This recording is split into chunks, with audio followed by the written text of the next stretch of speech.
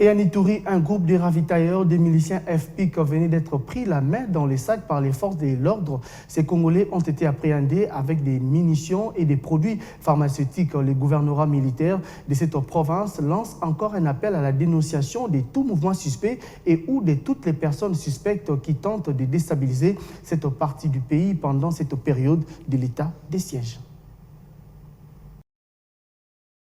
Joli coup de filet du service de renseignement des forces armées en Ituri. 5 membres d'un réseau de ravitailleurs de miliciens FPIC avec un lot important de munitions de guerre, de chanvre, produits pharmaceutiques et de fétiches appréhendés à l'entrée sud de la ville de Bunia vers Mapela, présentés au gouverneur militaire. Et ce sont les enfants du millier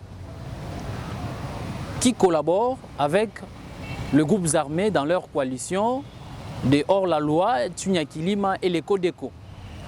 Vous savez, cette deuxième phase, elle est très violente et l'ennemi n'a plus de moyens de ses ressources. Et tout le centre d'intérêt ou le centre économique de ces hors-la-loi ont été démantelés par les forces armées dans ces opérations.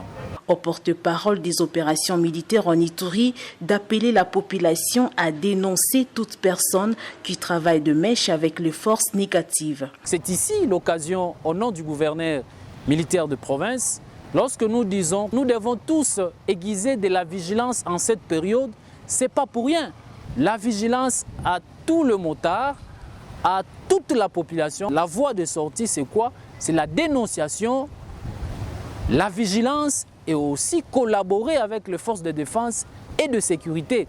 En cette période de l'état de siège, le fils et filles égarés de l'Ituri doivent comprendre qu'il est temps de se désolidariser des mouvements insurrectionnels et de s'inscrire dans la logique de la paix. Sinon, ils seront traqués par les rouleaux compresseurs de FARDC à pied d'œuvre pour imposer la paix.